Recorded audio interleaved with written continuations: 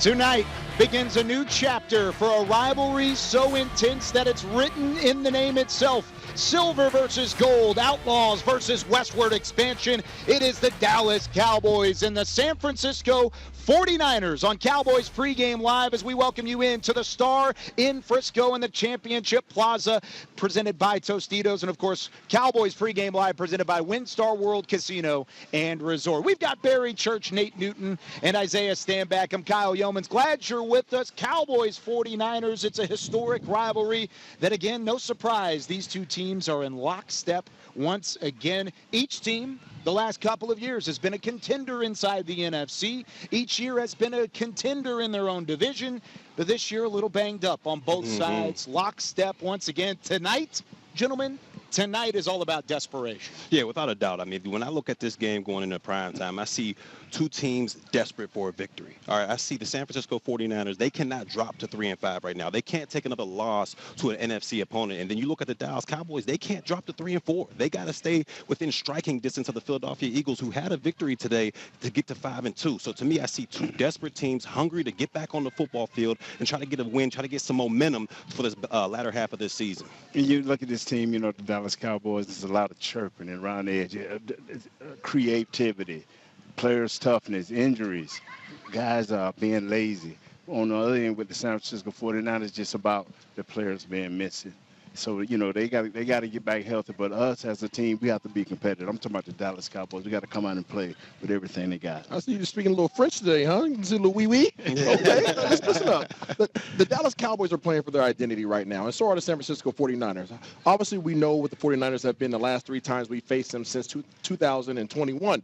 We have lost to these guys the last three games, okay, and it hasn't been good. Dak, 3 touchdowns, 6 interceptions. We know all the stats. But who are they without their main players? Who are they without Brandon Ayuk? Who are they without Christian McCaffrey? Who are the Dallas Cowboys without some of their main guys as well? There's a lot of injuries on both sides of the ball, and when you start going down on the depth chart, you start finding out exactly what the ethos is of your team. Yeah, and both teams a little bit banged up. Let's take a look at the San Francisco 49ers. They may be in worse shape than what the Dallas Cowboys have been dealing with in terms of injuries, which is saying quite a bit. Now, these are guys that have been banged up the last couple of weeks. This is just on the offensive side.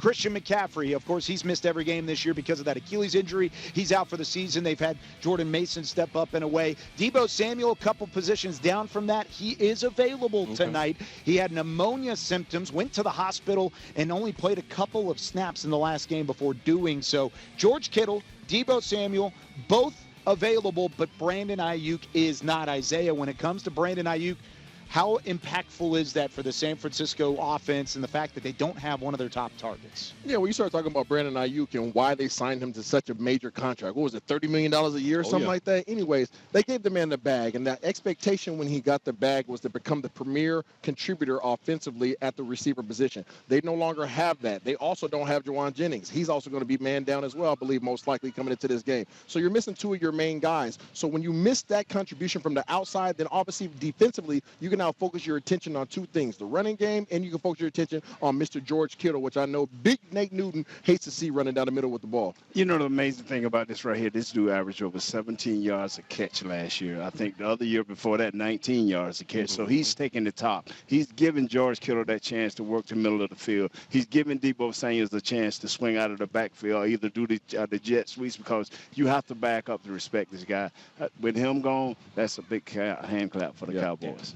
Yeah, when you look at Ayuk, he may not have been putting up the same numbers that he did last year, this year, but when he lined up on the outside, defenses still had to respect this guy on the outside, because to me, he was the best route runner for the San Francisco 49ers. He made a living killing defenses over the middle of the field, where Brock Purdy loves to throw the football. In between those numbers, that's where Brandon Ayuk was making a living out there. So with him not being out there, I think it's going to put more on Brock Purdy's plate. He's going to have to go out there with receivers that may not be able to get the same separation as an Ayuk out there and throw into tight windows. So I believe it's going to put more on the plate of a Shanahan over Purdy to get more creative out there, to get these other guys open and opportunities to be productive in this offense. Yeah, even without some of their top weapons, this is a dangerous team, and a big reason for that has been Kyle Shanahan and the offensive scheme and his mindset. We'll talk a little bit more in depth about that here in a couple of moments, but I want to talk about Mike McCarthy. The Cowboys head coach has had some success after bye weeks, both during his time in Green Bay and, of course, as the head coach for the Dallas Cowboys. 12-5 after the bye week, 3-1 as a part of the Dallas Cowboys. Can a bye week be enough of a medicine for this Cowboys team to turn things around? You would think so. If you look at these numbers, you would think being 12-5 after a bye week that Mike McCarthy's teams come out strong and ready to go. So to me, this coaching staff, they've had 2 weeks to prepare for this 49ers matchup.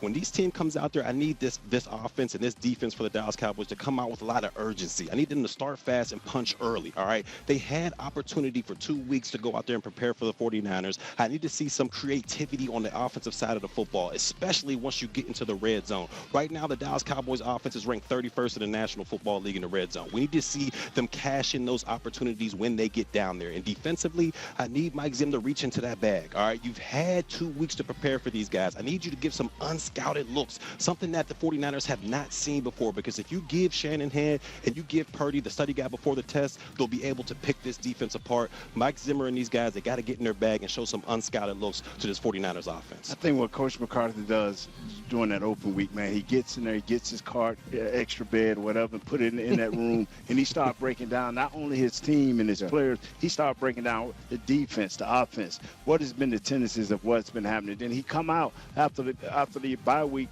and seem like a different coach, different offense. Yeah. You know, we may get a little bit more motion. We may not get a little bit more motion, but we may add a player here, take a player away right here. He always find that little niche to get them going, so I'm looking for more of the same. Yeah, I think what Big Nate Daw's referring to is a lot of times when you are in the season, it's very difficult as a head coach to spend a lot of time doing self-scouting. You have an entire scouting department whose job it is to look ahead and get the analytics ready for you so you can start preparing for that upcoming week.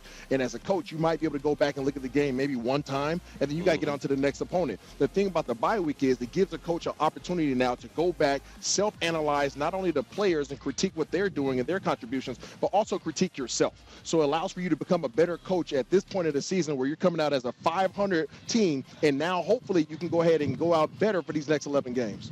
So did I really say all of that? You did say all that,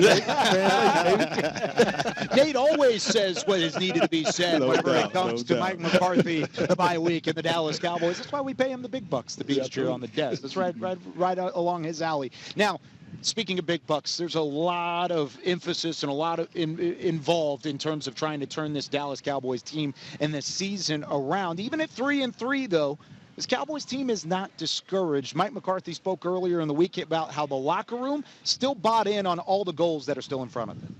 What goes on outside of the locker room is not an illustration of what's going on in the locker room. I mean, the practices, the way they go about it, the energy that they bring, you know, into the meetings. We're getting better. I see it. I believe it. So, and I do feel strongly they believe it. So this is, you know, it's easy to come in here and talk about all the things that haven't gone right, but that's not a clear picture of our football team. You know, we've won 3 games on the road and we're getting ready to go win our 4th. I mean, that's our mindset. That's the way we look at this. I think it's, you know, I think the value of being accountable is important, but also brings almost a higher scrutiny, because I think our guys do a really good job of being upfront and answering the questions. You know, I mean, there's also, you know, you may not need to answer the questions as much as our guys do, but I think our guys are very, very accountable, and I appreciate that, and I'm proud of them for that. But yeah, all these things about what we're not doing right is not an illustration of our football team. It definitely does not reflect the confidence and belief that we have. So, you know, this is a very good team.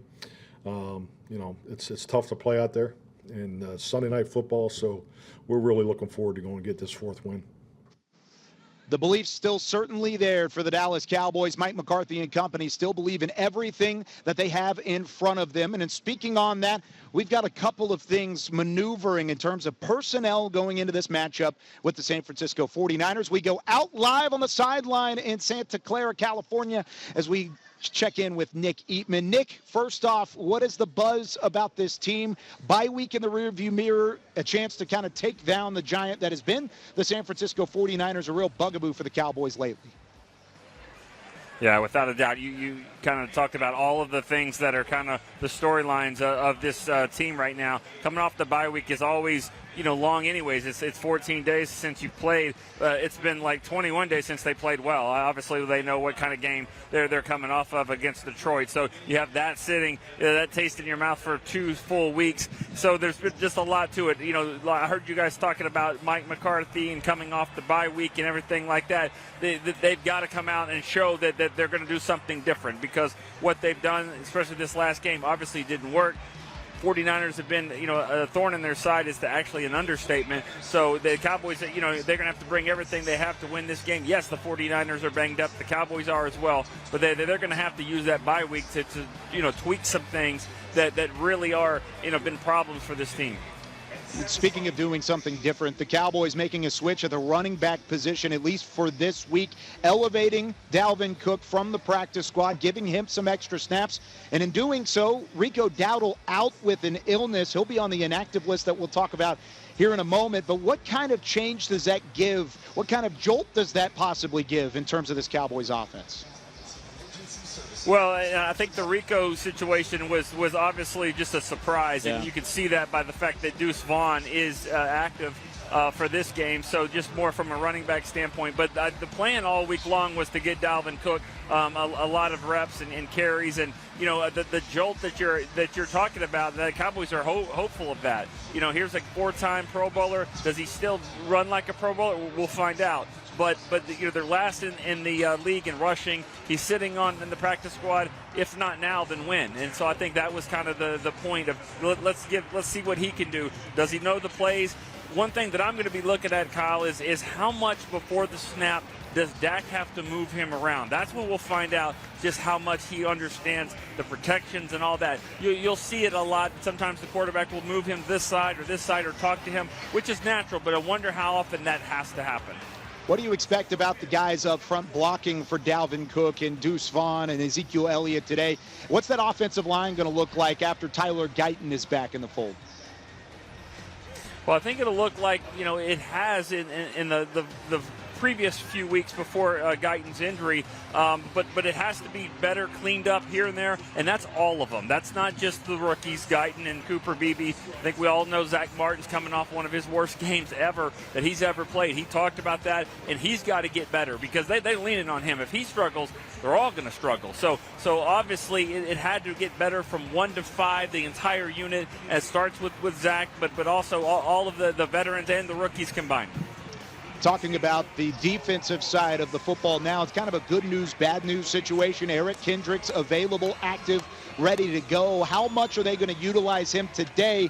And then without Kalen Carson in the fold, how does that stretch this secondary, much like it has the last couple of weeks?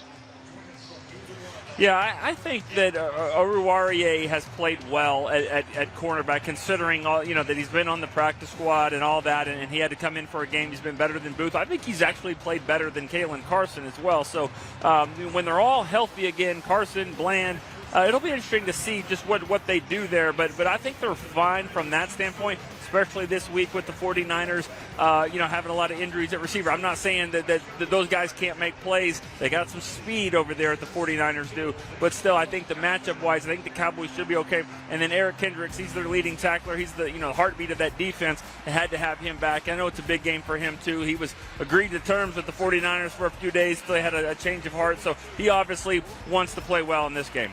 No doubt about it. Everybody needs to play well against the San Francisco 49ers. That is a fact. Nick, appreciate you as always. We'll catch up with you as you interview Stephen Jones later in the show. So, of course, we're out here in the Tostitos Championship Plaza. We've got some great fans behind us. We'll talk a little bit more about those fans momentarily. But first, let's take a look at these inactives as the Cowboys, of course, taking on the 49ers without some of their top players. No Deron Bland, who was activated in terms of the practice list, not yet on the active roster, so he won't show up here, but he is also not available alongside Micah Parsons. Kalen Carson was another name, Isaiah, that we were hoping to get back in the fold, and then, of course, we just talked about Rico Dowdle. Which names out of this list stick out to you? Kalen Carson. I think that's somebody that everybody was hoping would be back for this game. Obviously, I mean, you think about the fact that Trayvon Diggs is going to be out there taking care of business, but Deebo Samuel is present. So no matter where he goes, we want somebody that can track him. If he wants to go away from Diggs, we would have had a Kalen Carson out there. So now you don't. Now you're asking somebody else to step up in that regard. So that's the man that sticks out for me. And I'm going with you on that, Isaiah. Kalen Carson had a great camp, man. He was very competitive. And you always talked about this kid that had good feet. And we just need him out there. So, number one, to get some experience, and number one, to deal with them smaller players, and maybe in the slot and outside. Yeah, I'm with you guys when you talk about Carson being there. But a name I'm glad I don't see on that list is Kendricks. To me, that is a guy that he wears the green dot. He's the quarterback of that defense, and he could be that veteran presence, that calming factor. All right, when I was a player here at the Dallas Cowboys, that calming factor was Sean Lee. I mean, guys would go out there. We'd have 3 big runs on us, maybe a big pass here and there. He would huddle us up and say, hey, guys, we need to get going here. This is okay. Everything's going to be all right. Go out there and make a play. That's what I believe Kendricks can bring to this defense. You saw what his absence was last couple weeks against Detroit. The guys just didn't look like they knew what they were doing out there. When you have that guy that understands the defense, it can bring everybody together. It's a huge factor defensively, and that's what I believe Kendricks can bring to the table. You talked about Sean Lee and your connection there as a linebacker to a safety and how it kind of radiates. With a position like that, it's so physically testing, so physically gruesome. Is he okay going the full workload today? Is that something we can expect out of Eric Kendricks? They're going to need him to. They're going to need him to go out there and be able to go all 3 downs, all 4 quarters. It's going to be a physical matchup when you talk about the San Francisco 49ers. But this is a guy, 11 years in the National Football League. He's seen pretty much every offense that there is out there. And he can teach these young guys what he sees out there. Hey, they're pulling this guard to go here. Hey, they're backing their blocks right there. That means that the pass is coming. He can be that calming factor that this defense needs going forward, but they're going to need him for all 4 quarters tonight. Now that we're officially back on the television screen out here at Tostitos Championship Plaza, we can finally see the great fans that are back behind us here having some fun, getting ready for the Cowboys and the San Francisco 49ers. It allows us to reset some things. Yeah, there we go. There's a great shot from all the way above. We've got Barry Church up here at the desk, former Cowboys safety. Nate Newton, 3-time Super Bowl champion up here, former offensive lineman. 3 of them things. And then we've got Super Bowl champion Isaiah Stanback here as well. You just got the one ring to deal with. But we do have some great fans. We're going to be giving out some things as we go along. We've got some Whataburger hats. We've got some Yeti cooler bags that are really nice. Isaiah's already tried to take 1 or 2. Yeah, I'll already get it before I get there. We're also going to have a fun throwing competition here in a couple of moments. We'll explain more on that momentarily. Let's shift our focus to the San Francisco 49ers. We mentioned earlier that this is a team that is also dealing with some injuries up front. They do get Deebo Samuel back, their top wide receiver target these last couple of years. George Kittle also available, though he was questionable on the injury report. Barry, when you've got a couple of guys like that, even though they're banged up, how dangerous does that make this Kyle Shanahan-led offense? Well, when you're talking about a Kittle and you're talking about a Deebo Samuel, these are just added weapons to an offense that you got to make sure you know where these guys are at all times. I don't care if Deebo Samuel's 100% or if he's 70% out there. This is a guy that if you get the ball in his hands in open space, he can make guys miss and he can have big plays. We already know what Kittle brings to the table when you talk about the passing attack, but these are just 2 guys that are going to be weapons for the San Francisco 49ers going against this Dallas defense, and you got to understand where 85 is and number 1 is at all times. When you're dealing with Deebo Samuel, man, he's a little bully. And then they got a left tackle, he's a big bully. And then you got the medium-range bully, and that's Kittle, man. They are the 3 guys that bring the attitude to this team, man. But with Deebo Samuel's back, man, don't worry about things, man. We got to tackle him. But he is a little bully. No, so you're saying these are the monsters? Yeah. Hit them high. Listen up, these guys are bullies, and you have to understand that about the San Francisco 49ers. You start talking about the mind games that they played on the Dallas Cowboys over the last 3 matches. They do have something over the Cowboys, and that's what the Dallas Cowboys are facing today. It's not going to be a battle of the personnel. It's going to be a battle of the mental. Can they overcome what the 49ers have done to them the last 3 years, and can they overcome the physical nature of what this game will be tonight? So when it comes to this offense, it's not just those guys. It's all led by Brock Purdy. It's all led by the guy throwing the football. And it hasn't been the best year for Brock Purdy because he's not necessarily with his full weaponry, his full arsenal of wide receivers. Overall, what have you seen from the film this year and how he continues to manage this offense? Well, when you talk about Purdy in the quarterback position, I believe it's been a roller coaster ride so far this season. I mean, I understand that he's lost a lot of playmakers and guys have been in and out of the line lineup. When you talk about Debo being in and out, Christian McCaffrey hasn't suited up all year. Ayuk out for the season, so he lost a lot of his playmakers throughout. But he's been on an up and down roller coaster so far. When you think about Purdy, this is a guy who plays well within the system. All right, he's going to be able to put the ball right where he needs to put. He's going to make sure he understands what the coach needs of him out on that football field. But if you look at it, the past 5 games, he's thrown 6 interceptions, and then 3 of which came last week against the Kansas City Chiefs. That's why, to me, this is a game where you got to put it on Brock Purdy's shoulders. If they're able to come out there with a balanced attack, this defense for the Dallas Cowboys is going to be in for a long night. If you make it about Purdy, and I do not believe he has the arm strength or whatever you want to call it to beat you solely with his arm, you got to make it about him tonight, because if they have a balanced attack, it could be a long night for the Dallas Cowboys defense. Yeah, you start talking about Brock Purdy, and the reason why he's had those 6 interceptions is because he's trying to become a dual-threat quarterback. Brock Purdy is not a dual-threat quarterback, but he's acting as one right now. He is breaking the pocket. He's getting out on the edge. He's doing Lamar Jackson-esque type of things without the abilities of Lamar Jackson. So he is pushing the envelope a little bit, and a little bit out of character for him and out of character for this Kyle Shanahan offense. So if you can force the issue, if you can get him out the pocket, start having him try to be somebody that he's not, then that's when the turnovers start, and that's what you need out of this defense right now. That's what's been missing all season long with this new Mike Zimmer defense. You know, the few years we've watched Brock Purdy, he's been a guy that's been smart. You know, Shanahan can give him these options and give him these motions, and all of a sudden, once they snapped the ball, he knew where to throw it. He, like you said, he was controlled. He roll out, boot waggles, and all of this right here. It was all under control. Now it's out of control. It's now we're going to find out what type of quarterback, when pressure gets on you, when you don't have the top wide receivers run out, we're going to find out who is the real Brock Purdy. Who is he? Is he in a Halloween costume tonight? Yes. Or is he moving into what his real identity is? Here's the thing, though, and this might be a very unfortunate thing to hear if you're a Cowboys fan, is when you look at the stats, you say Brock Purdy hasn't had a great year.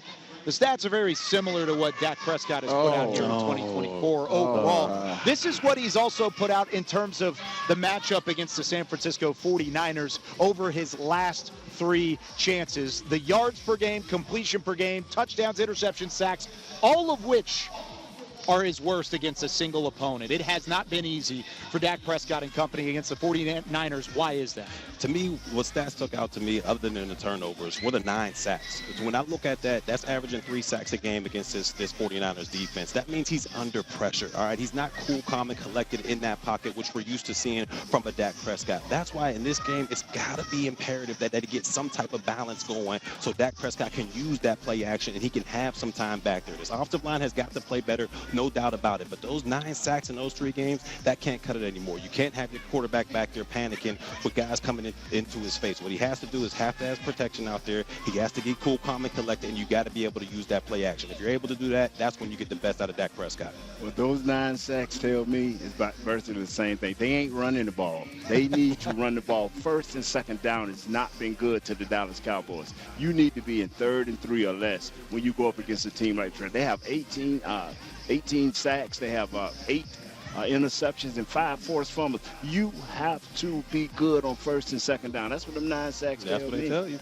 Yeah, you guys hear these guys referring to the stats, and the stats don't always tell the whole picture, but I can tell you what picture those stats do paint. It paints a picture of not only the Dallas Cowboys being under pressure, but it also paints a picture of these guys defensively, even the 49ers, pressing up at the receivers and causing Dak Prescott to hold the ball. Now, there's pressure because he's holding the ball. He's turning the ball over because he's forcing the ball. So if you go out there and you run the ball on 1st and 2nd down, you get yourself in a good down and distance, you won't have to continue that bad thread of a stat line that Dak Prescott currently has. The good news is, it's been a different defensive coordinator every single time he's played these guys. That's so true. Hopefully he can handle it this year. It's going to still be tough either way. Even with some of the guys missing in the middle, they still have Nick Bosa.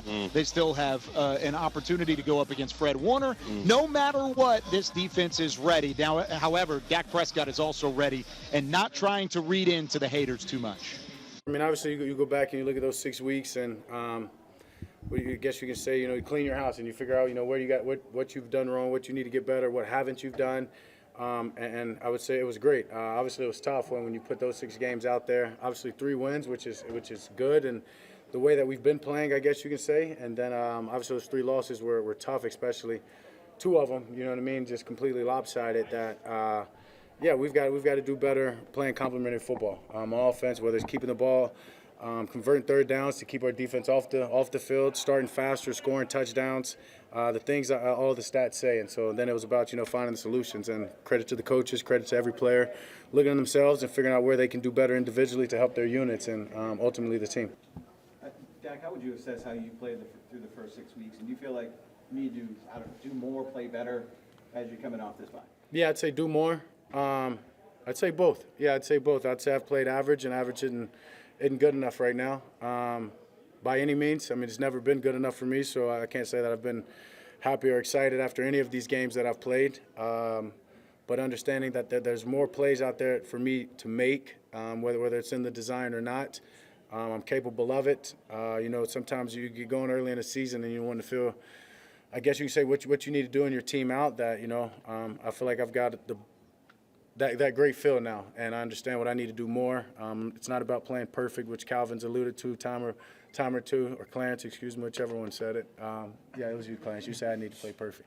I keep receipts like Dion said. All right, so here's the thing. Dak Prescott just talked about how this is a position that you are going to keep receipts from because it's the quarterback position. It's the most scrutinized position in all of sports, and it's also Dak Prescott specifically as quarterback for the Cowboys is probably the most criticized player in the NFL. Now, we want to say it's easy. Sitting at home in your armchair watching some football, you say, Dak Prescott's not playing good football, right? It happened to you a couple times. That's what they said. You played quarterback at quarterback. Washington. You played it in the NFL. Yep. Not easy, right? It's not the easiest thing in the world. I know a lot of people sit at home and they watch it and they have frustration because of the passion for the Dallas Cowboys, but it's not the easiest job in the world when you're QB4 for the Dallas Cowboys. So we're going to give you an opportunity to represent all the people sitting at the crib watching it on the couch and see if you have Dak Prescott abilities. So this is Alex. I don't have my mic. Where did that mic go, Nicole? I'm going to step back a little bit. Get that mic over here. Nicole's hanging on to the mic because she's hogging it overall. So I got to be able to talk to Alex here. Alex, have you played professional football in the past? No. You have not played professional football. He said no. Let's make sure this is on. No. All right. No, you have not. No. Okay, so do you think we've got a net set up? If we can turn this thing around, we've got a net set up about 20 yards away or so. Barry Church very nicely showing off the net. You think you can nail that net right there? I think so. Okay, so ain't no way. Do you guys think he can nail it? Y'all think he can nail it? All right, give him some space. Give him some space. Let me say, he's going to need some room. We have 3 different gift cards here, Paul. One of them is a $25, a $50, and a $100 gift card to the Pro Shop for the Dallas Cowboys. If each one of these that you hit, your total will go up. So you hit one, you get 25. You hit 2, you get 50. You hit all 3, you'll get $100 and an added prize as I drop the $100 gift card on the ground. You ready to rock? All right, so Alex is ready to go. Hey, y'all need some crowd noise here. We need crowd noise. All right, about 20 yards away here. You ready to roll? Hold on. Let me. Oh, you get the. Get him right. Yeah. Lift them sleeves up a little bit. Yeah. All right. Throw number 1 on the way. Oh, a little too strong. Man. That's okay. He's got Tipping over throws. Got to get those. The receiver is the net, not Barry. The receiver's the net. All right. All right. Just making sure you know. Barry can't intercept it. I can't say it. Oh, okay, right to Barry so again. He's a safety. Okay, that's an interception. Man, you get my right stats nice right now. I'm telling you. Good already. You make the Hall of Fame without being the quarterback. Okay, here's the thing. I'm going to give you an out here. Ooh. We don't know about this yet. But you can get a celeb shot, and Isaiah Standback can take a shot at it here, and you can win a special gift card and the special prize as well, the mystery prize. Then you want to do a celeb shot, or if you make it on this last one, you get $100 straight up. So you can have Isaiah take the celeb shot, get the extra gig, or you take one more shot at it. We won't take one more shot. I love it. I love the confidence. That's what I'm talking about, baby. Okay. Hey, y'all, I need real noise right now. Real noise. Let's go, Alex. Let's go, baby. All right, here it is. Oh! Alex, phenomenal job. It's not as easy as it looks. Isaiah's going to give it a shot here. Isaiah, here, I'll tell you what. Isaiah, everybody back up here. We got a lot of individuals here. Let me see. All right. If you can make this, I will still give him the mystery prize. You still going to give him the mystery prize? I will still give him the mystery prize if you can hit it in the net right here. One shot. I'm not giving you 2. You played quarterback in the NFL. Oh! It was short. See what happened? It was short. shirt Oh, is my disgusting. goodness. Man, I tell you what. Hey, Alex, appreciate you being a good sport. We appreciate you as always. We'll try pleasure, this man. next time as well. All right, find our camera here. He's in the middle of everybody. Hey, I should let them little This kids isn't go. easy, of course, and the Cowboys are going to try and get things done against the 49ers, which is something they haven't done in quite some time. Let's go back out to hear from Tommy Yarish in San Francisco. The 49ers have been a thorn in the Cowboys' side for their last 3 meetings, and Dallas hasn't won in this building since 2017. The 41st matchup between these two teams will be one littered with injuries, but neither side will feel sorry for the other. Dallas comes into this game with an extra week to prepare and, more importantly, heal, but that does not make things any easier. We mentioned the 41st matchup between these two teams. For Mike McCarthy's teams coming off a bye, they are 25-13 to finish out the regular season. McCarthy is 3-1 after the bye in his 4 seasons thus far with the Cowboys to pick up that 4th win and their 4th win of the 2024 campaign. They'll need to do so against a field that has not been friendly to them in recent years. This was as bad a disrobing as you could have possibly imagined. It was an annihilation, it was an abomination, and it was a big surprise. Last year, San Francisco handed Dallas their worst loss of the 2023 season at Levi's Stadium with a 42-10 victory. The Cowboys had to take a hard look at themselves after that game to figure out what their identity was, and it worked, as they won 7 of their next 8 games en route to a 12-5 season. Fast forward to 2024, and Dallas is coming off their worst loss since 1988, with a chance to get their groove back against the team that embarrassed them a year ago. But before the Cowboys could lick their opponent, they first had to search internally during the bye week. Regardless of who we're playing, regardless of what happened last year, 2 years ago, it really is irrelevant, and we need to improve, and that's in a number of different areas, and that's what we're working on. Both of these teams are coming in with some of their star players unable to play, which may lead some to think that this game doesn't matter or doesn't count as much given the circumstances. But that's no excuse for anybody. Trust the brothers that we playing with out on the field. You know, we got a lot of players down, and so do they. But we can't use that as an excuse as playing good football, because we all been playing this game for a long time, and we know our end goal, and that's to go 1-0 every week. So that's the plan this week too. A bye week never comes at a bad time, but this year's off time couldn't have been placed better. A chance to get away and refocus, all while still being on the same page and building a connection as teammates, led to a strong week of practice that Dak Prescott said featured some of the best communication he's heard at the line of scrimmage so far this year. With that, Dak knows he needs to play better all around and try to lead this team to a win tonight and the rest of the way. I can just play better, for sure, and expect to, preparing to. It's been a great week of practice, looking to finish it off and go out there and do it.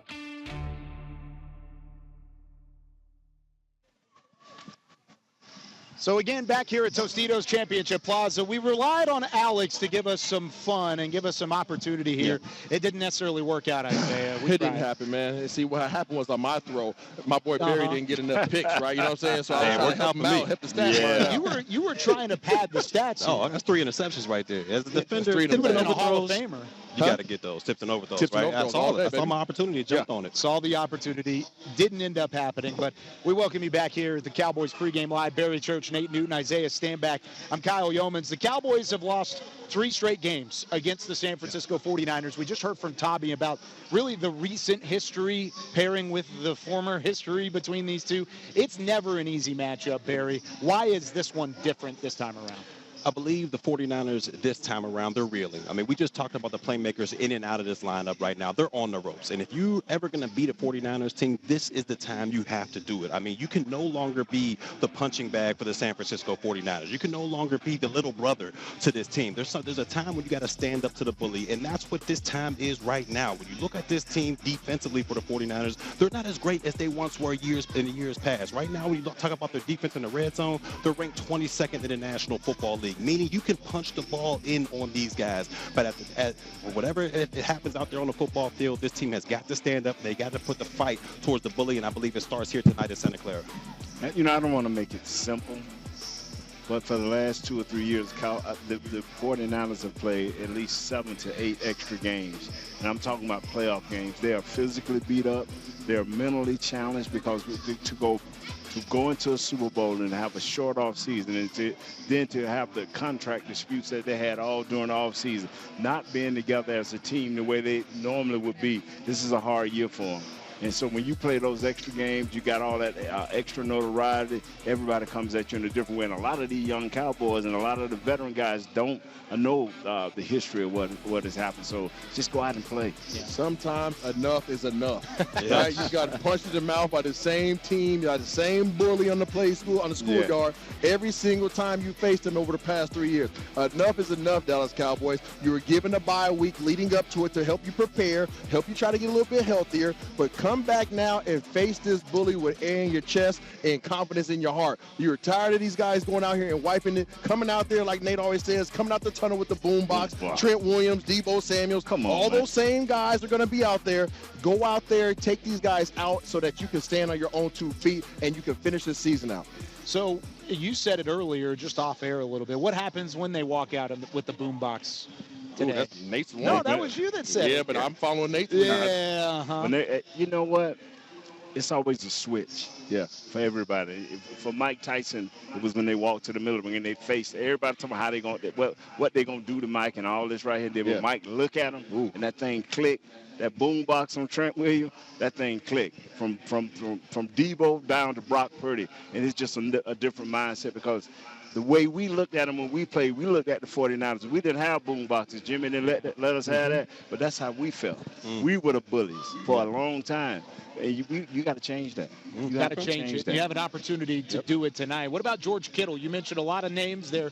George Kittle's up there as well. The last time the Cowboys faced George Kittle was a 3-touchdown performance from the tight end. What continues to make him special? Well, not only in the passing game that makes him special. He's a mismatch nightmare for safeties, linebackers, and we get all that. But to me, I don't think he gets enough credit as a run blocker. All right, when these guys get to that left side, when you got big Trent Williams on one side, and then you got Kittle right next to him, that's where the San Francisco 49ers love to run the football. So the antennas have got to be up for the Dallas Cowboys. When they see 85 right next to 71, they are going to run the football right behind those two guys. And George Kittle, he's one of the best blockers in the National Football League. Like I said, we talked about the way he's able to catch the ball as a route runner out there, but as a run blocker at the line of scrimmage, this guy can drive defensive linemen back, drive linebackers back. He is an outstanding all-around tight end, and this is a guy that the Dallas Cowboys have got to know where he is at all times. Go back and check the records. When them two line up on the same side, they're at least a yard and a half more than the right side. This guy Kittle is something special.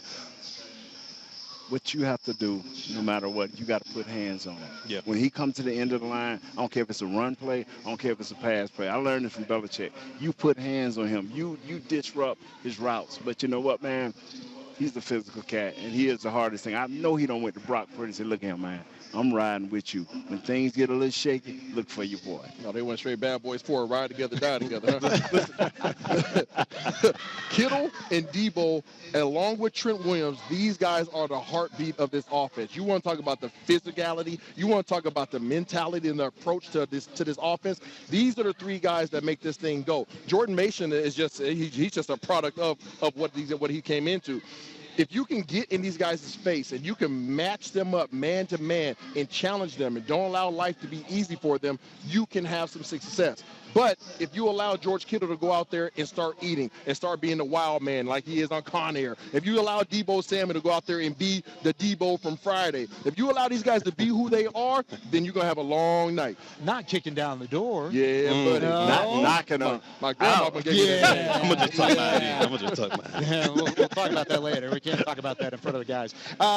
You mentioned Jordan Mason. You mentioned what they can do in terms of running the football. Even without Christian McCaffrey, guys, Jordan Mason is still a guy. They still rank inside the top 10 in terms of rushing yards per game. He's even better than that throughout what he's done this year. Why are they still having success with him as a running back? Well, number one is the scheme, right? The running scheme. These guys are not the greatest of pass blockers right now, but running-wise, these guys are still beasts. This is what they do. They start getting into those power sets and start pulling guards and centers. These guys can make holes that freaking me and Nate Newton both walk through holding hands. This is just what they do.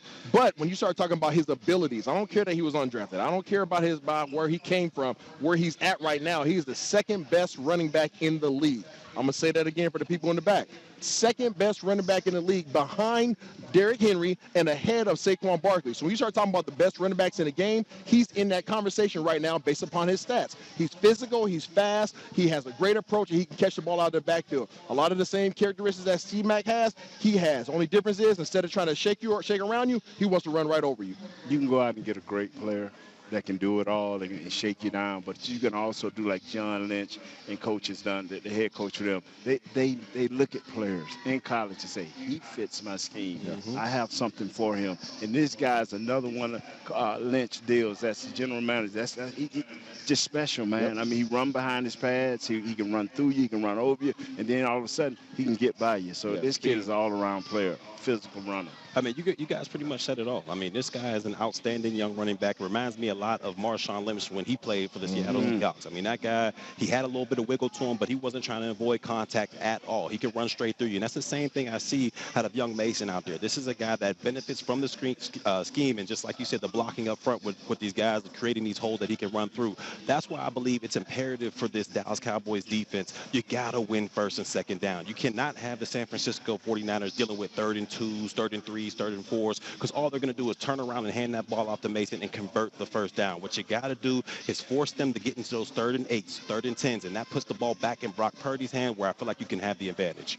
I think Barry just solved the entire defense. Absolutely. In that one, Sign me up, Coach. DCBC. DCBC, back at it again. Now, overall, this is a team that's going to challenge the Dallas front seven. They're going to challenge the defensive line. They're going to challenge the second level. They're going to continue to stretch these young linebackers thin. Marist Liufau being one of them, and one of them in terms of Marist Liufau caught up with Nicole Hutchison earlier in the week. Nicole, what's going on?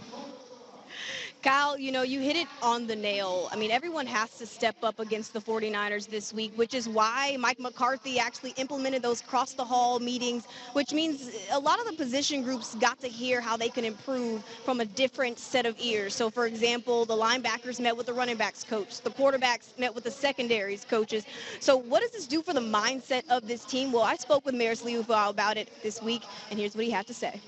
Yeah, I think it's just kind of get back to our fundamentals, our play style, really, just playing how we should and how we know we can, being who we are on the field and getting our preparation right so that we can kind of get back on track. Something that Mike McCarthy had talked about this week is he's really big with post-bye adjustments. He's had a lot of success post-bye 3-1, but he said that, you know, you guys are doing a lot of cross-the-hall meetings, so meeting with different coaches, and you guys got a chance to sit in with Jeff Blasco. What were some of the conversations like for you in order to improve and take those next steps? Yeah, it was great to have a different set of eyes tell me what they're seeing, and so getting feedback from him personally, it was taking great angles to the ball. Doing that more consistently throughout the game. So working on that throughout practice and being intentional with that is something I'm focusing on this week to help me get better. And so, like I said, it's just great to hear input from other coaches. Do you feel like the intensity of practice this week has kind of gone up a little bit? I think it's been up, and so I feel like it's kind of the same. We try to practice at a high intensity every week. Yeah. You guys switch gears, like I mentioned, heading into week 8, taking on the 49ers, who have had the Cowboys' numbers the last few years. And there's a guy on that team that you could potentially have to cover, George Kittle, one of the tight ends, who's day-to-day right now because of a foot sprain. But what's the challenges having to contain him? Yeah, I mean, he's just an all-around player.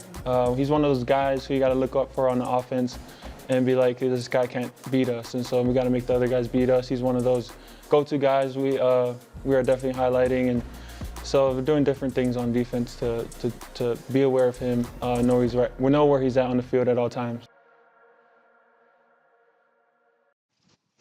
Cowboys defense overall, I mean, this is a team in the San Francisco 49ers that uses sideline to sideline, and you just heard from Marist Liufau. He knows what's in front of him. Barry, if you're this Cowboys defense, what do you want to see from them moving into this matchup? I want to see this Cowboys defense come out with some urgency. I want to see them come out with some fight and playing like your hair is on fire. All right, Zim and his crew, they've had 2 weeks to prepare for the San Francisco 49ers matchup. I need these guys to get deep within their bag and show up some new looks, some unscouted looks to the San Francisco team. As we talked about it earlier, if you give them the study guide before the test, Shanahan is too great of a coach. Purdy understands his system too well, and they'll simply pick this defense apart. you got to throw some moving parts in there. You got the parts on the defensive side of the football to use them as chess pieces. You got to overshown out there that you can present at the second level, maybe come off the edge a little bit, but you got to show this team different looks. You can't go out with the same old, same old. We've seen it. It's just not good enough. I need Zim within his bag, and not just him. I need these players to step up as well. All right, these players have got to go out there and win some of their one-on-one opportunities. They've been getting pushed off the ball, whatever it is on the defensive line in that front seven, and the secondary hasn't been able to hold their own as well. So it has to be a collaborative effort from the defensive coaching staff and the players to get the job done this afternoon. It's just one thing that this squad has to do as a defense. Okay, I agree with you 100%. We got to put some little wrinkles in there. We got to make things a little bit different. But this team does not tackle well. This team has to come out and make sure they continue to tackle and be gangbusters getting to the ball. We need 4 and 5 guys on top of this running back. We need 4 and 5 guys pressuring this quarterback. But when you get there, you have to tackle. Word of the day is not job. The word of the day is take away. All right, that's what I want you guys to do. I want them to take away some aspect of this offense, whether that's the pass, whether that's the run. Take something away so that Shanahan has to be even more creative and that you can kind of narrow down what the opportunities are for their offense. And the second part of that, take the ball away. We're used to seeing this defense have plenty of takeaways, which gives the offense plenty of opportunities to go out there and have more scoring opportunities. This defense has not been taking the ball away. They've been having sustained drives that have been allowed all season long. Take something away from that offense, take the ball away, and give your offense a chance to put you in the ball game. Got to find a way to get it done in terms of the defensive side of the football, just like Fred Warner has been doing for San Francisco. I mean, you watch the film more than anybody, Isaiah. Yeah. What is Fred Warner bringing to the table as probably the best linebacker in football? There's no probably about it. Fred Warner is the best linebacker in football, and I stand on business when I say that. When you draw up a linebacker, this is exactly what you want. Fred Warner is smart, right? He's determined, he's physical, he's relentless, and this dude is athletic as all get out. There's no aspect of his game that is a weakness. He's able to go ahead and force you into sets that you really don't like offensively. He will change up your protection, he'll change up your scheme, and then he'll drop out and get interceptions. Not only get the interceptions, but get up and run them back to the house. He makes it life easy for all the guys on his defense side of the ball. He helps in the passing game, and he fills gaps in the running game. I like everything about this guy. The Dallas Cowboys have to circle him at all times and make sure that your linemen keep their eyes on him. Okay. So what you're saying is, Superman, is it a kryptonite out there? What can we do? I mean, the bottom line is this right here. You're going to have to, I'm talking about your guards and your center.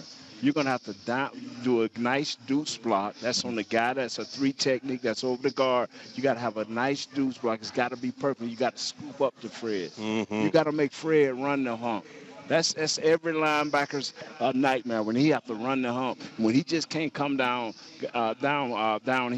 And what he's talking about, the guy is so smart that he can dissect and he's going in a minute. Yeah. We're going to have to do something to freeze him. Some trap plays, some counter plays, something to make him take a step one way to give our offensive lineman a chance to get on him. There's many ways to get your Superman, but will the Cowboys do it? For sure. Oh, you're 1,000% right. I mean, this guy, Fred Warner, he's a beast out there, both, pass coverage, run coverage as well. But what you got to do is you got to make things hard for him. If you allow this guy to go sideline to sideline, use that speed, get downhill, it's going to be a long afternoon for the Cowboys offense. Like you just said, you got to get those guards, you got to get those tackles up to the second level. And I'm not saying they got to be able to bury the man each and every time, but you got to make things hard for him all 4 quarters. By the time that 4th quarter comes around, I want his hands on his knees like, man, these guys are still coming at me like this. That's what it has to be like. That offensive line has got to work their way up to the second level and make things hard for Fred Warner. No, BC, you played the safety position, right? And yes, you're sir. A big physical safety that came down in the box a lot of times. What caused issues for you when you were down in the box like Fred Warner? What caused issues for me is when the guys would get up to that second level and then I have to work. Do I have to go through this guy or do I have to, peek this way, peek that way? If I have to get around this guy, that opens up another hole for the running back to get through. And those big offensive linemen coming at me, I know I couldn't take them on head on like that, so I had to avoid, and that created more lanes for the running backs. That's what I want to see from this offensive line. Get to that second level,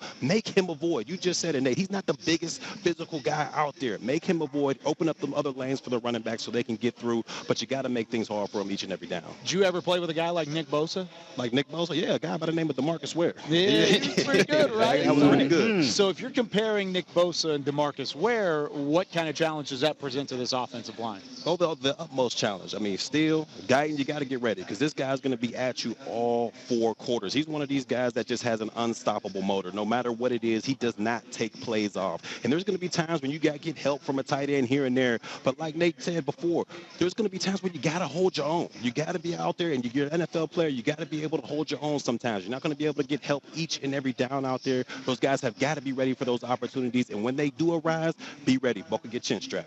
Yeah. I could deal with superstars. When I used to play superstar defensive lineman, I could deal with it. But what I hated was a superstar defensive lineman that just had a motor. Yeah. That's what Bosa got. You would never see him give up. You would never see him not. Even when they play 30 yards down the field, he's trotting that way. Just, you know, if a ball come loose, if something go wrong, he's right there. He shed his motor down somehow, some way. Confuse him, man. Block down on him. Crack his ribs. Do what you got to do, man. Let's get a needle up in his lungs. You know what I'm saying? That's too vicious. I'm sorry. What these guys are referring to right now is backed by the stats. When you talk about Bosa is not in the top of the league right now in terms of sacks. He only has 3.5 sacks. Yeah. But where he is leading in the NFL is in pressures. So you talking about that relentless effort, right? Those high effort guys, those high motor guys. That's exactly what he is. He doesn't just line up on one side. He's going to pick whichever side he feels best about. So Terrence Steele over there on the right side, you're going to get some Bosa. Over there, Tyler Guyton, you've had some time off. Now this is your opportunity to go out there and get some of this Bosa as well. He's going to give both guys a lot of work. And he's like we say, Barry, like that crazy work to go out there and take care of your business because this dude is going to come every single time you drop back to pass the ball. Well, and this has been an offensive line that has been redone over the last couple of years, except for really Zack Martin. Zack Martin's been the key piece, and he's coming off of quite possibly his worst game of his career against the Detroit Lions. Here's what he said earlier in the week about rebounding in a big way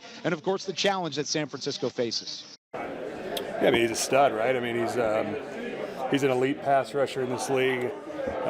So you just got to be aware where he's at all times, right?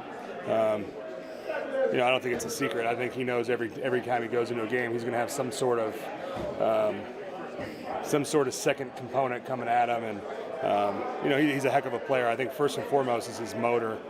And the guy plays extremely hard. It's fun to watch on tape because he just plays extremely hard. And a lot of times guys play that hard. They're not on the field as much as he is. And the guy's on the field a lot. So we just got to know where he's at and try to match his intensity, Big thing for Zack Martin this week, rebounding and making sure that he does not leave these other guys like Terrence Steele and Cooper Beebe on an island on that offensive line. He's going to be blocking for some new individuals as well. And with more on that, we go back to Nicole Hutchison, who's out in the crowd here at Tostitos Championship Plaza. Listen, it wouldn't be a pregame live show without talking to one of the Cowboys fans here. Can I get your name for me real quick? Oh, yes. It's Vipul, lifetime Cowboys fan. Lifetime Cowboys fan. He told me off camera that he actually went to 3 games at Texas Stadium, so he's been here a long time. All right, what's your question for our pregame live crew? Sure, thank you. Guys, Rico is inactive today. So what do you think about Dalvin Cook, how he's going to get our running game going? Great question. Great question. Now, here's the thing. Having Dalvin Cook in the fold here is an interesting wrinkle because nobody really knows what he still has left in the tank. He's been on the Cowboys practice squad throughout the season. He did not have all of training camp. He was added in week 1. So, Isaiah, you've been around some running backs. You've played the skill position before. Is there enough ramp up here at this point in his career to make an impact? Yeah, I believe so. I mean, this is week 7 of the NFL season. Yep. He did not have training camp, so this first 6-7 weeks has been his training camp. He's been ramping up. Nobody knows behind the scenes what he's been doing, how prepared he is, but I believe that he should be comfortable at this point in time to step into a significant role for the Dallas Cowboys. Now, we don't know what version of Dalvin Cook we're getting, and we're going to get a look at that tonight most likely.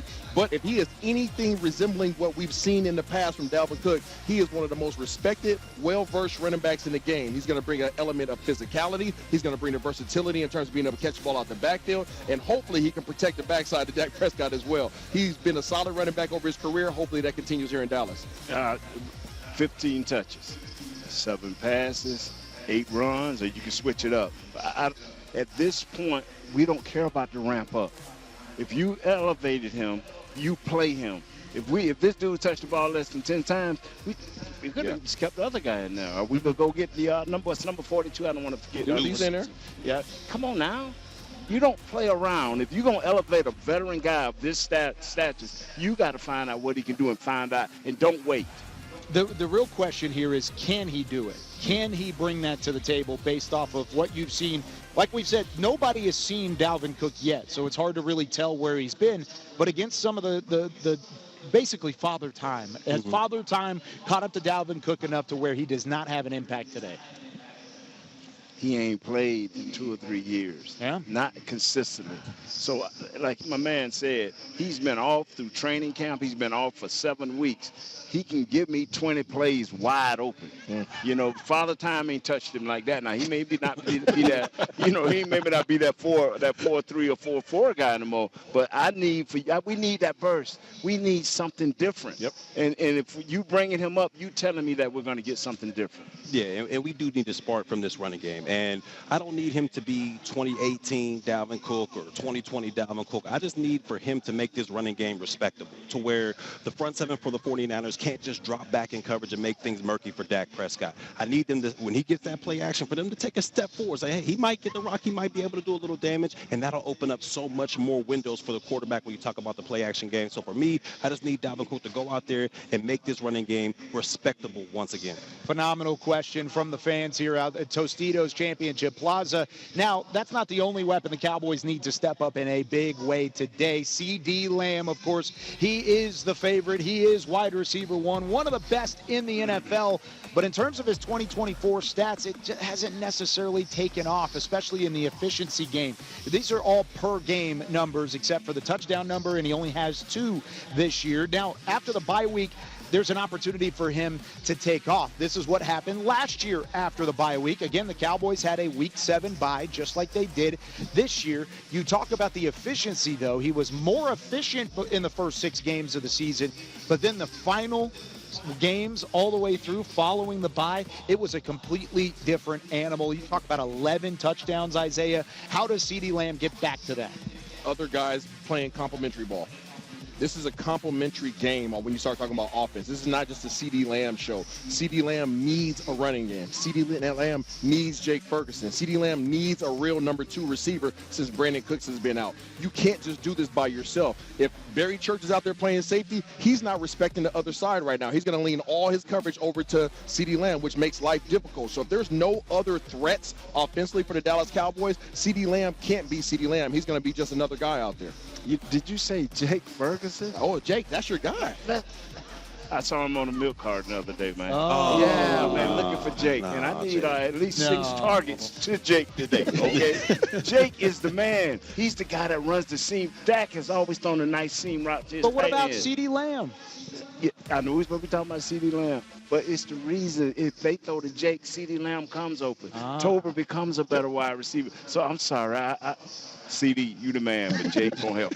No, these gentlemen are correct. I mean, when you talk about CeeDee Lamb, you need that Robin to the Batman. You need somebody to help open things up for you out there. But what I want to see from CeeDee Lamb going into this game and for the rest of the season is I need that production once again in the red zone. Yeah. What we saw there on that stat was pretty alarming to me. 11 touchdowns to just 1 for the first 1 through 6 seasons last year. This guy needs to step up once again into the red zone and get this offense scoring points. I mean, they're relying a lot on the field goal kicking right now. That's not going to get the job done when you talk about upper echelon teams. You got to perform in the red zone, and that's where I think CeeDee Lamb can take off. You know who else can help out CeeDee Lamb? What's that? Coach McCarthy and Schottenheimer. Yeah, those guys can help out CeeDee Lamb by creating a little bit more versatility, a little bit more creativity when it comes to offensive play calling. Typically right now, if you see CeeDee Lamb in the slot, it's a corner route or it's an over route. You have to create more options for him, and so you can make the defense think twice about what he's going to be doing. I have to see more on offense. Mike McCarthy talked about it. Jerry Jones talked about it. Stephen Jones talked about it, and he might talk about it again as he joins Mickey Spagnola on the sideline at Levi Stadium. Thanks, Kyle. I am with Cowboys CEO Stephen Jones, and Stephen, here we are at this stadium once again for big game. Kind of different with the teams 3-4 and 3-3, but usually when these two teams meet here, there's something significant on the line. Right. Well, this is really good football team we're going against. They've had a few of the bad luck things we've had with some injuries and things like that. But we expect to get their best shot, and I know our guys have prepared, in a big-time way, getting ready for this game. As you said, the teams aren't probably where they are by their normal standards, but there's a lot of football left in this season, and we feel really good that we can get things going today. What do you hope to see from your team coming out of the bye? Yeah, I think the big thing is, just a little more commitment to running the football. Get in there. You just got to be committed to it. I think Mike really wants to recommit to that. And then, other than that, just go out and compete and execute. Big part of this. And I feel like our guys are ready for it. They had a great week of practice this week in terms of really getting ready for it. And, feel like we'll go out here and play well. So it seems like there's always something, right? And early in the week, you get your kicker having to serve jury duty, I assume practicing in the evening. And now going into this game, Rico Dowdle ill and he's inactive. Your thoughts on that and the fact that you were going to bring Dalvin Cook up off the practice squad for this game? Yeah, we were already scheduled to bring Dalvin up. Look forward to watching him get out and mix it up. Obviously, we got Zeke ready to roll, and then we'll bring Deuce up as well now that Rico can't go. But, it's been something we're used to, and you have to make those adjustments. No one in the NFL feels sorry for you, so you just get up there and you go to work, and I know our guys will be ready to roll today. So from Dalvin's standpoint, from a rotation, how much does it change now with Rico out and using Dalvin now maybe behind Zeke? Yeah, I'm sure Mike will get a good feel for how they're doing in the game, see who maybe has a hot hand, and but certainly we were wanting to get Dalvin rolling this week, and Zeke's a warrior. He's a competitor. I know he'll be ready to go, and Deuce, I know he'll be ready to chip in as well. So we'll just see how it unfolds. A couple of the injuries you have still going into the game. You don't have Micah Parsons. You don't have Deron Bland. What are your thoughts going forward, maybe for next week, or is there kind of a time frame? Well, right now we're worried about these 49ers tonight. We'll worry about next week when it comes. I think the guys are getting close, and but we're ready to get after these 49ers tonight. And at least you have Eric Kendricks ready to go, That's it. right? He's ready to go, and he's so important for Mike and really directing traffic out there for this defense. It'd be great to have him back. Okay, Stephen, thanks a lot. That's Cowboys CEO Stephen Jones. Kyle, back to you. Yeah, thank you very much, Mickey and Steven. Out at Levi's Stadium, you can hear things starting to ramp up as both teams take the field. We've got people filling in behind us. I know the sun went down, but there are a ton of Cowboys fans still out there. Everybody having a good time tonight, hanging out watching Cowboys 49ers. Yeah, we got chairs out there to set up shop. Everybody's kind of hanging out. We got some lawn chairs. Yeah, we get a good shot of them in the back. Now, here's the thing. They're going to get an opportunity to see the first ever live and in-person Call Your Shot segment. Here's how it works. It's a bold prediction segment. We have a certain amount of points and a bank of points that we've used throughout the year, and that bank of points has dwindled significantly as the year has gone on. These are the rules. You can only bet with the amount of points that you have, and as you can see, things have not gone well for the pregame live crew this year. I'm pretty sure Isaiah is starting to dip into his own credit score at this point. That far down, Isaiah. We're a nation of credit, aren't we? Yeah, whatever it ends up being. Barry, we'll let you start it off. How many points, and what is your bold prediction? Well, I'm going to wager 1 point in this instance. I got one because you're going against a tough defense out there. So my bold prediction is that CeeDee Lamb will get back on track and have at least 100 yards receiving in this contest. They're going to need Dak Prescott, CeeDee Lamb. They got to get that connection going once again, and I believe it starts tonight in Santa Clara. CeeDee Lamb, make me proud, baby. Isaiah, you can only wager 1 point. That's all you've got. So what is your bold prediction? I can tell you what. I'm about to take that 1 point. I'm going to raise it. You understand? I'm going to raise that 1 point up just like this, okay? And I'm going to say proudly that Dak Prescott is going to throw 2 touchdowns. The reason why, he's going to be the benefactor of Mr. Coach McCarthy getting in his bag. Christmas is not for another 2 months, but I need Coach McCarthy getting in his bag right now and pulling out all the stops. And when he does that, he has the pre-snap motions and pre-snap shifts and all those things. He's going to set up Dak Prescott for nothing but success. He's going to have at least 2 touchdowns passing. For my third straight week, I started at 8. Now I'm at 6 targets with Jake Ferguson, this guy right here that's going to help CeeDee. Okay, for 1 point, I'm going to take the lead, all right? Take the lead. Yeah. And here's the thing, I'm right there with you on the tight end position. You said that Jake Ferguson was on a milk carton. I'm going to say he gets off that milk carton today. The tight end room for the Cowboys catches their first touchdown grab of the 2024 season. The Cowboys have not had a tight end score a touchdown at any point this year. That streak ends today, and it may just be Jake Ferguson as one of Nate's 6 targets to get back on the board in Call Your Shot. Real quickly, gentlemen, keys to the game. How do the Cowboys get back on top? Offensively, you got to take care of the football. I mean, especially in the red zone. We've seen that bite the Cowboys these past couple games. Take care of the football offensively. The keys to the game, take away the keys of the 49ers run game. All right. You got to get some takeaways. This defense has not been forcing the ball. There could be turnovers. I need 2 turnovers for the Dallas Cowboys so that the offense can have some more opportunities. Well, this has been a whole lot of fun, gentlemen. Out here, great weather. The game about to start. Fans filing in at Tostitos Championship Plaza. A watch party out at AT&T Stadium as well. We've got Cowboys 49ers coming your way momentarily. For Barry Church, Isaiah Stanback, Nate Newton, Nicole Hutchison. I'm Kyle Yeomans. We will see you after the game, everybody, with Cowboys Game Night and the first word presented by Dr. Pepper.